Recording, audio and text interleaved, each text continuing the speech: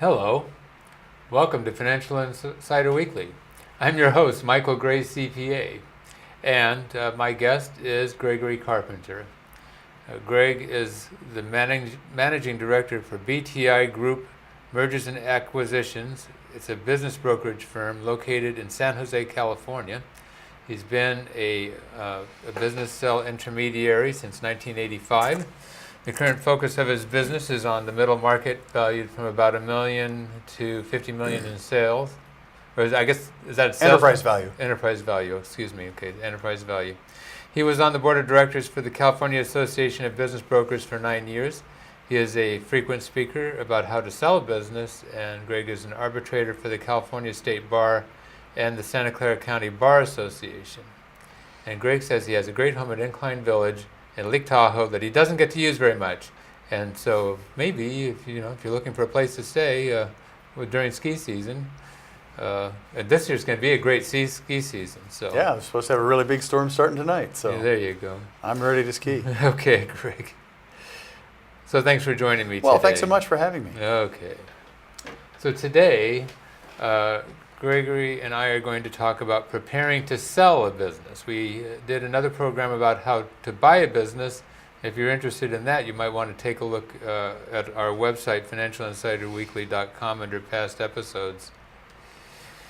Greg, what are some ways that buyers and sellers use to determine a value or a sales price for a business? This is sort of getting to the heart of the matter, Sure, isn't it is. Well, it kind of depends on who they're talking to.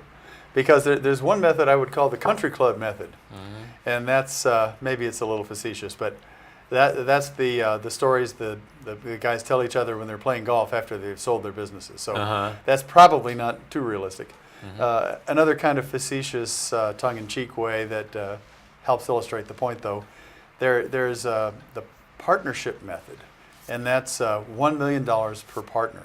That's because that's what they want to get exactly. them. And then there's the after-tax partnership method. You can probably figure that one out. So anyway, business owners generally have a great misconception about value of their business because many of them forget that their plans for spending the money after they sell the business are totally and completely independent of the value of that business. It has nothing to do with it. And just because you're a stubborn guy and you're used to demanding something and pounding your fist on the table doesn't mean people are going to pay you 3 or 4 times the market price for your business because, by golly, that's what you want. It's not going to work that way. So the most common ways of valuing businesses depend on the assets and the business performance. So in a business that really isn't making any profit at the low end, it's just kind of hanging on by a thread. That business is probably worth the value of its assets. And when I say the value of its assets, I don't mean what it would cost to go out and buy all brand new stuff like that. Yeah. I mean what someone might pay for each piece of what's there used in its present condition if they were just to buy them as discrete items. That's the low end. Now, when a business has earnings over and above what you can make as an employee, then you start to get what we call goodwill, and that would be the value over and above the tangible asset value. That's generally a capitalization of that earning stream. So on very small businesses in small towns across the U.S., if you've got a little retail store or a little deli, you're probably looking at 1 times earnings plus the value of your assets mainly being inventory. As businesses get a little bigger, maybe they're netting 100,000, 125,000, you're probably looking at 2 times earnings plus your inventory. As businesses get up to $500,000 of earnings, you might be looking at 3 to 4 times earnings. And then when you get over $1 million in earnings, you might be looking at 4 to 6 or even 7 times earnings, depending on the nature of the business. And so on. As businesses get bigger, the multiple gets bigger. And intuitively, you can tell by looking at the stock market, 16 or 17 times earnings. So as businesses get big enough to go public, well, the multiple is even way higher, right? How about companies that don't have any earnings at all and yet they have humongous values? Okay, now you're not talking about a value of an established business, though. Yeah. Here you're talking about venture investing. Yeah. That's a whole new thing. And we all read about these things in the Silicon Valley Business Journal where Google paid somebody 20 million bucks for this tiny little, they call pre-revenue company, because they think they've got a great idea. They've developed some software that Google thinks it can leverage. Or maybe Kleiner Perkins invests a lot in a little startup because they think they've got some really talented people and some good ideas. Not the same as when you or I are going to go out to buy a business that we want to make a living from at all. Completely different. Yeah. Now, although I mean it does have something to do with what we're talking about, because when we're talking about selling a business, people buy businesses for different reasons, and so they'll value them in different ways depending on the circumstance. So I think that's really what you've brought up. Sure. In that circumstance. Yeah. And it's even the case in the market. So we've got this little car leasing car rental sharing. I can't remember the name of it right now. But anyway, they say the value for this company, so Zipcar, whatever, the value is greater than General Motors, okay? But does it have earnings that are greater or whatever? It's because speculation in the stock market. That's right. So it's just the hot stock, Sure. and so people are bidding it up. But in the world where I deal, in the enterprise values of 1 million to 50 million, people are either going to buy the pieces of a failed business for asset value, or they're going to pay a capitalization of the earnings stream, including those assets. Yeah. So Main Street businesses typically sell for 2 to 3 times earnings. Lower middle market businesses might sell anywhere from 3 to 7 times earnings, depending on how big. Okay. And we may be talking about fair market value, which is merely the price that a willing buyer and a willing seller would exchange the ownership, both being in reasonable possession of relevant facts, and neither being compelled to buy or compelled to sell. There's also investment value. The example you just talked about would be an investment value, and that is the value to a particular buyer, which may be more than it would be to just a financial acquirer who would pay fair market value, for the reason that that particular buyer has other resources which, when combined with the company they want to acquire, will multiply those earnings by many times. So a typical example is a small manufacturing company that has very limited distribution of a very great product being acquired by a bigger company that has global distribution and can immediately sell many, many more times of those products. They're willing to pay more if they're in a bidding war than a financial acquirer would. So investment value, fair market value, and liquidation value. Those are the primary ways businesses are valued. Thank you. All right. So let's talk about maybe some assets and liabilities that may not be on a company's financial statements that you should be aware of. Sure. Well, the typical assets that are on the balance sheet or maybe are there but not on the balance sheet would be goodwill, which is the value of that business over and above the tangible asset value. And maybe there may also be a value to getting a covenant not to compete. If you're buying, when someone's buying your business, they're going to ask you not to compete and destroy the business that they're buying from you, right? Right. So you're going to agree when you sell not to compete with that business in the area where it normally trades. And that's going to be an asset that's worth something. The buyer will pay something for that so that it will be on their balance sheet. Of course, in small businesses, we don't always follow GAAP accounting, so you may find equipment leases that may be capital leases where they just pay $1 at the end and they own the equipment, but they're not on the balance sheet, and on the P&L, they're just lease payments are expensed as if it were an operating lease or a pure rental. There may be rental agreements, like in restaurants. Typically, no one buys dishwashing systems anymore. Typically, they're rented. They never own them. They don't have to pay to maintain them, and the rent usually also includes, besides maintenance, includes all the supplies that they use to wash all the dishes and pots and pans. So those things typically aren't on the balance sheet, but you do have to start paying them when you buy that business. So they're usually on the P&L though. Yeah, so those are indications. One really important asset, and it's part of the goodwill thing, but I think it was an old story, a quote of Andrew Carnegie, I'm not sure, but it said basically, give me the customer list. It says, if I lose everything else, and if I have the customer list, I can be back in business and operating in a fairly short period of time. And so that's really what the business, in a sense, is all about. That's true, and that's why in the sale of the business, even in the due diligence process, many times the customer list is not disclosed. Mm-hmm. The seller will usually give the buyer a lot of facts about each customer, but won't identify them by name or address, so that the customer, the buyer of the business, can see, how many customers they have and how much each one is doing, how long they've been a customer, what they're buying. But it wouldn't be able the buyer wouldn't be able to take that list and then go out and compete. Mm-hmm. Right. Okay. Should a business be operated differently when you're getting ready to sell it? Kind of a loaded question, because it depends on how you're operating it when you don't want to sell it. A lot of business owners do some things that are not really standard practice when they're buying a business, such as running all sorts of personal expenses through the business, and maybe all of the revenue doesn't quite make it onto the income statement.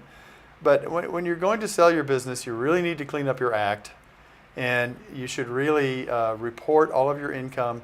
Don't run a lot of personal expenses through the business, because it just makes it messy to recast, and the banks don't like it when they go to finance, that sort of thing. Mm-hmm. But beyond that, good business practices would dictate that the business is going to be worth more if you do certain things. For example, many small businesses, especially like contract manufacturing businesses, have 2 or 3 customers that make up 80% of their sales. Well, to a buyer, this makes that business highly risky and somewhat undesirable, because if you lose one of those big customers, then you're probably not even going to be profitable anymore. Now, for the seller, it's been life on easy street, because he has a great relationship with those 2 or 3 customers. He knows exactly how to do business to please them. He knows how to handle any problem that comes up, and it's a great relationship. But when he's gone, if there's a slight hiccup or something, they could go away, and the buyer would be in big trouble. So in preparing the business for sale, it's very important to make a great effort to go out and get a number of new customers, such that you don't have any customer that is more than 10% of your sales if possible, or certainly not more than 20% in the worst case. So where you used to have 2 or 3 doing most of your business and maybe another 10, you need to have 40 or 50 customers probably. You need to really work on that hard for 2 or 3 years before you go to market. And the flip side would be concentration on the supply side. For example, if you've got a company that's a distributorship or that resells products a lot, and 80% of your sales are coming from one vendor or 2 vendors, or especially 1 or 2 product lines, you really need to figure out how to diversify that so that your company's success and even ability to stay in business isn't dependent on 1 or 2 vendors. You got to find other sources for those things if it's possible, or you've got to start selling a lot of other stuff so that you can diversify and eliminate that risk. Okay. Then another big risk to eliminate is the owner himself. Okay. If the owner is doing everything in that business, he's the number 1 salesperson, he's the number 1 production person, he's the only one overseeing the employees, that is a highly risky business. The best thing to do is change to what I call the Wizard of Oz business model. If most people maybe that are not too young not to know what the Wizard of Oz did. I think every American well, I would hope. So the fact is, the Wizard of Oz, mostly nobody really even knew who he was. He was invisible because he hid behind this facade where he pulled all the levers and pushed the buttons and spoke through the big megaphone out into the land of Oz and controlled everything. That's the way a business owner should be. The customers shouldn't know who he is. And there should be others between him and the lowest level of employees, so that when he's gone, those people still keep all the production or service work or accounting or administrative work or sales work going on without him. The ideal would be if you could really not even go there and just own the business, and once in a while drop in and see how the managers are doing, and have such a great infrastructure and reporting system that you knew what was going on just by getting on your smartphone or your PC every day and looking to see what's happening. And you just periodically have meetings with the managers. And then you might ask yourself, well, gee, if I really organize it that well, why would I want to sell it? Yeah, right. But there are reasons, and they do. It just makes it a lot more valuable and a lot more marketable. What or who are good candidates for suitors to buy a business? Depends on the size and type of the business. For Main Street, lower Main Street businesses, the little mom and pop food service businesses, retail stores, is probably an individual. For franchise units, still probably an individual. If you have a block of franchise units, like 10 or 20 or 30 of them, then you're talking private equity or other large owners of groups of the same franchise. If you're talking upper Main Street businesses where the earnings might be $500,000 to $1 million or $1.5 million, still you're looking at individuals with SBA financing that can go up to 3 or 4 or even $5 million. Or you may be looking for that strategic buyer who has a larger company in the same industry who wants to aggregate a bunch of companies into one big one. They might be willing to pay more. They might be willing to pay that investment value. Mm-hmm. Okay.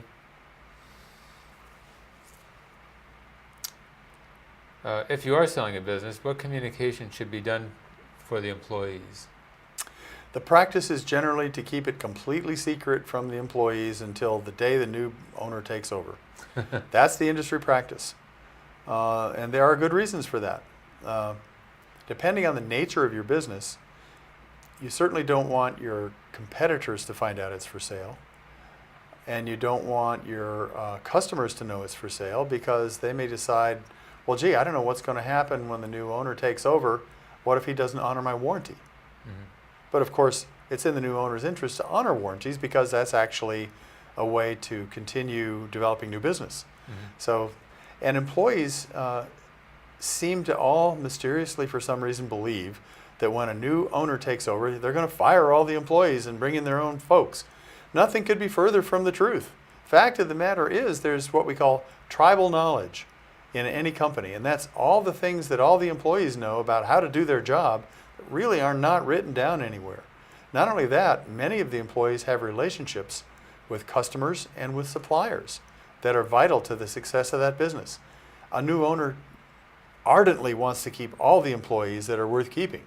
Now, there may be some employees that the old owner should have probably let go and didn't, and maybe that's a good time to let them go. But in general, the new owner depends on those employees for that business to continue to be able to function. So that's why the practice is not to tell employees until it's time to leave. That said, many employers, owners, have such a good relationship with their employees and such an open culture that they will tell them right up front. And not only will they tell them, often they'll offer a bonus if they stay up to a year after the new owner takes over. Because by that time, either the new owner is going to have cemented his relationship with those employees or he's not. And if they leave after that, well, it's not the seller's fault. So it's not unusual to see a seller pay his employees a bonus a year later if they're still employed. Okay. Now, what about union employees? Unions have contracts with the businesses. So when someone buys a business, they're generally going to be dealing with the union about a new contract or taking over the existing contract. Right. So I guess part of what I was getting at is I think that you may need to bring a lawyer in, particularly when you have a lawyer. Yes, and again, lawyers are specialists, so you need to have a lawyer who specializes in union agreements representing business owners. Yeah, okay. Should I hire a business broker to help sell my business? And what can I expect to pay for it if I do? Well, since I'm a business broker, I have an opinion about that, okay. Of course. And the answer, truthfully, is it depends. And if it's a small mom and pop business, I would say you're well advised to get a business broker because most small business owners know very well how to run their business, don't know much about the process, how to value their business, how to avoid getting in trouble during the process, and what should be disclosed, what should not be disclosed, and even are not prepared to help buyers get financing or anything like that. So there's a lot of value added by brokers helping small business owners. In the upper Main Street businesses, I would say even more so, because when you're talking about a business that might be worth $1 million to $1.5 million, well, what is it? Is it $1 million or is it $1.5 million? How do you know? And how are you going to present that business so that the buyer truly understands its real earnings and its real value? So there's a lot to add there. When we get into the lower middle market business, you're dealing with professional buyers then. And unless you're a professional seller, guess who's going to win that gunfight? These are guys that all they do, all day long, every week, all year long, for years and years, is buy businesses. They are really up the learning curve. And you don't want to play poker with those guys unless you know how to play as well as they do. And since we are just selling businesses all day long, every day, every year for many years, 29 in my case, we're kind of up the learning curve too. So we can help. And I think many dollars can be lost if a business owner is trying to represent himself and really doesn't have the tools or the experience to do the job. So in small businesses, the commission is typically 12% of the purchase price. And in medium-sized businesses, it's what we call a double layman formula, which is 10% of the first million, 8% of the second, 6% of the third, and 4% of the fourth, and above. So having said that, all commissions are negotiable. We are generally not very flexible on our commissions. We really add the value, and it's really worth it for our clients to work with us. And most of our clients are very happy when the sale is over, and they are happy to pay the commission. Okay. Do I have a continuing exposure to business liabilities after selling a business? The answer is it depends. Most businesses are in leased spaces. If you have a long-term lease and the buyer takes over that lease by you assigning it to him, and if you've personally guaranteed that lease, it is most unusual for the landlord to release you from that contingent liability on the lease in the event that the buyer fails to pay the lease. I've only seen it a few times, and then it was generally when the landlord was an individual and a personal friend or even a family member. So most of the time, if you have a personal guarantee on your premises lease of your business, you're going to have a contingent liability on that depending on whether the buyer fulfills his obligations. So pick your buyer carefully. Okay. What are some alternative structures for sales and advantages and disadvantages of each? One, well, at the bottom end, liquidation. It's basically buying the assets, right? You can do that if you're not stuck with a long-term lease that you have to fulfill. Uh-huh. And even there, you could liquidate and find someone to take over your lease if it's a decent lease. Mm-hmm. As we know, rental rates have been going up in the Santa Clara Valley. So if you signed a 10-year lease in 2009, rents were much lower then. And if your business isn't making it, you liquidate all your assets, you can probably find someone to take that lease over, and they'll be very happy to do so. Besides selling it yourself, you might consider an employee stock ownership program. And that's a special set of laws and process where the employees of the business get to buy the business. You get, as a seller, get paid cash from a bank loan. And the ESOP has special tax privileges that they can deduct both the principal and interest payments from their taxes on the earnings of the business. So the government helps the employees buy it better. The hook underneath the bait on that is that the bank generally won't make that loan for the ESOP to buy the business unless the seller personally guarantees it. So sometimes for that reason, sellers sell a portion of the business to the employees and continue to operate the business until the loan is paid off. And at that time, maybe they can sell the rest of it. Or they can sell the whole business later on and cash the employees out as well if they want. So if the employees agree. In fact, I have a sale happening that's closing this month for that very situation. Wow, okay. So we've got this ESOP, we've got this basically the purchase or sale of assets, and then I guess another one would be sale of the stock, right? Sales, the legal form is typically either a sale of assets, in which if you're a corporation, the corporation is the seller selling its assets, or the sale of the stock of that corporation, in which case you personally as the shareholder are selling the stock. I would say high 90 percentile of all small business sales are asset sales. Mm-hmm. One reason why is that if a buyer acquires your shares of stock, then if some liability arises after the buyer takes over that came from something that happened during your term of ownership, the corporation still has to deal with it. Mm-hmm. And you asked about, would a business seller still have liabilities after sale? Well, in the sale of shares of stock, the answer is absolutely, because the seller has to make representations and warranties about any liabilities that, and usually they have to deliver the business without liabilities in order to obtain financing. But if somebody sues the business for an event that happened during the seller's period of ownership, you're personally going to have to deal with that. as a seller of stock. Another reason why sellers don't sell stock so much. Buyers don't like to buy stock because they also have to deal with that, and they have to find you. What if you move to Venezuela or something? I mean, they're just stuck with the liability that you should be paying. Likewise, on the financial statement, a seller often has depreciated all of his tangible assets and enjoyed all of the write-off for depreciation on his income of his corporation. So when a buyer buys the stock, well, guess what? He's stuck with that fully depreciated asset. He can no longer write it off. There is a provision to treat that as an asset sale as far as the tangible assets go, called 338H10 election. The sellers generally don't like that, though, because then they end up paying ordinary income on the recapture of that depreciation. So that doesn't happen so often either. Sometimes there are non-financial reasons to buy stock, such as irreplaceable permits that are grandfathered in. Sometimes there are customer contracts that would have to be assigned or even renegotiated that would be a big detriment to the performance of the business going forward. And there may be other arrangements and agreements that would compel you to do stock rather than asset. Okay. I think we're about out of time, so I think I'm going to just ask you to throw out a final thought, and then we'll finish this thing up. Okay.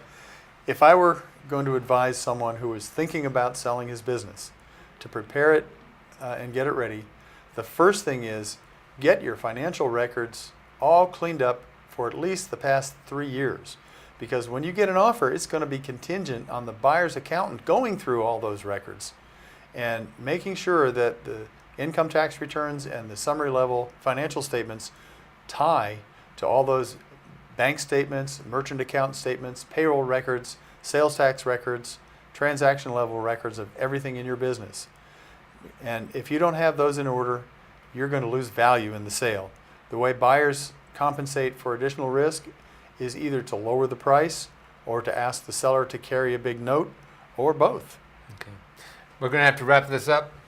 Gregory, thank you so much Okay, for well, joining thanks so me. much. It was fun. It's a pleasure. Appreciate it. Folks, hope we've given you some things to think about. Again, this is just the start. We didn't even cover all of our points, but that's the way it goes. We only have a short show here. So anyway, we'll see you next time on Financial Insider Weekly. Okay.